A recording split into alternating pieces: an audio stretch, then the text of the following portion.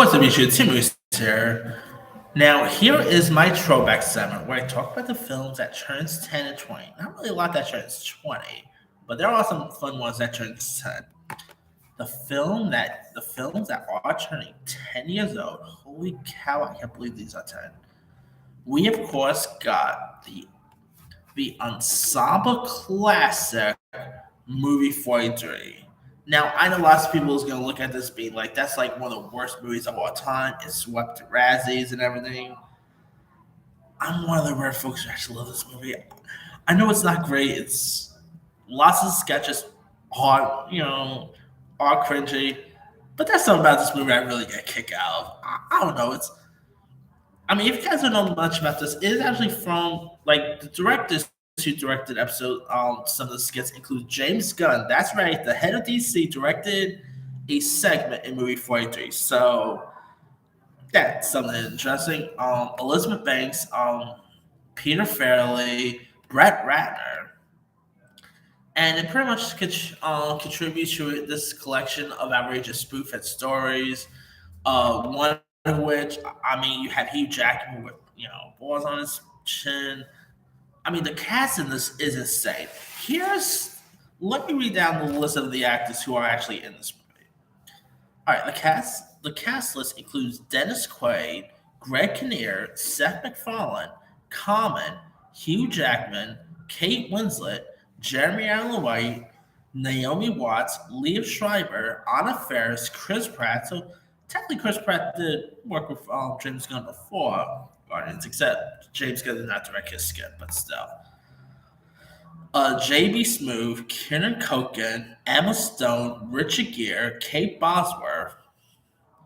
You also have Justin Long, Jason Sudeikis, Leslie Bibb, Bobby Cannavale, Christopher Mintz-Plasse, Chloe Moretz, Patrick Warburton, Gerard Butler. If you ever want to see Gerard Butler as a leprechaun, this is one for you.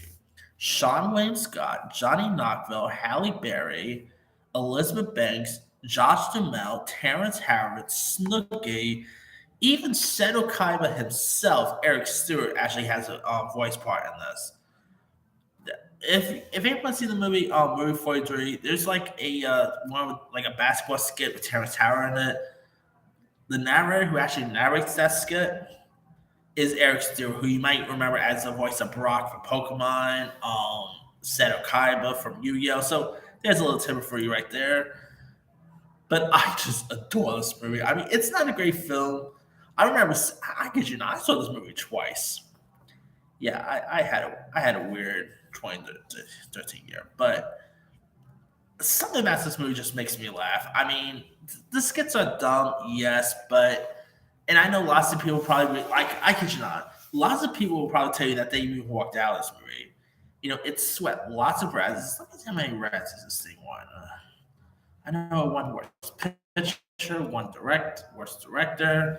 It swept a lot, but I really got a kick out of this, and I'm not apologizing. I really had a fun time with this one. So there's that. Come on, this gets are just a hoot. You have Hugh Jackman with testicles on his face. You got Hugh Jackman playing a leprechaun. You got one with Chris Pratt and Anna Faris, who of course I believe were married at the time. Where like I kid you not, this skit that Chris Pratt Anna Faris did. This was actually I believe before Chris Pratt became as big as he was actually. Um, of course, this was like a year before Guardians of the Galaxy. But anyway, one of the skit is where like Anna Faris, I kid you not, once Chris Pratt takes their relationship to the next level, where she wants Chris Pratt's character to poop on her. Yeah, and there's also a period one. There's a basketball skit. There's like a Truth or Dare skit, an iBabe skit. This thing is just, come on, you have Jeremy Allen White literally kissing Naomi Watson. Hey, before the bear, come on. But yeah, I had a fun time with this movie. It's like I said, it's a dumb film, but I really had fun with this when I saw it.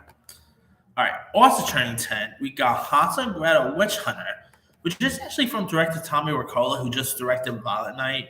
Now, this starred Jeremy Renner and Gemma Arterton as siblings from the fairy tale Hansel and Gretel, who are now grown up, and exterminate witches for hire. This movie is hilarious. I mean, it is also fun. Jeremy Renner and Gemma Arterton both work great together. The action is really fun. I had a fun time with this movie. It was produced by Adam McKay and Will Ferrell. It's a really fun film. If you guys haven't seen that. But where is my sequel is beyond me.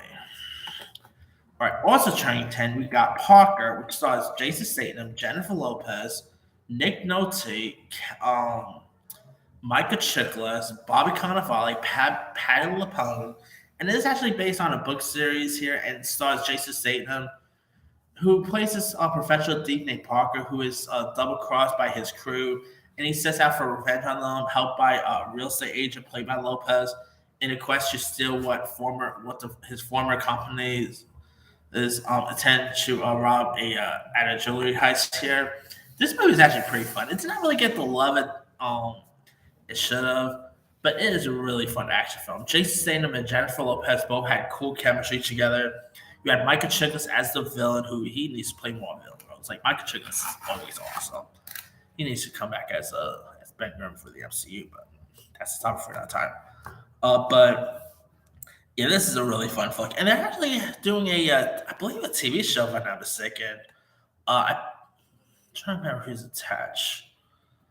Dang, I know they are doing a TV show. I believe Robert Downey Jr. is actually working on it, if I'm not mistaken. I'm down to see a TV show here. Maybe not. Might not have Jason Statham in that, but could be cool anyway. All right. Nothing that really stands out that charts 20, except for 2003's Darkest Force, which was directed by Jonathan Leisman, who will go on to direct Texas Chainsaw 3D, which I talked about a couple weeks ago. And this stars Emmett Caulfield from Buffy fame and Chansley Clay, and follows Kyle Walsh, played by Clay, who witnessed his mother's murder in the hands of vengeful spirits, lynched by an angry mom more than 150 years ago. And 12 years later, Kyle returns to his childhood home because Micah Green, the younger brother's romantic interest, Caitlin, played by Caulfield, is being stalked by the same spirit. It's not. I remember seeing this one. It's not a great film at all. I mean, boy, 20 years was not all.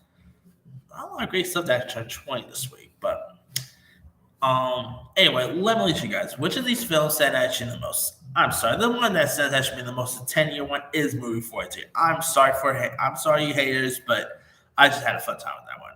Nothing stands out a 20-year one, but anyway, drop comments below. Don't forget to like, subscribe, hit that bell for notification. This is Timmy signing out.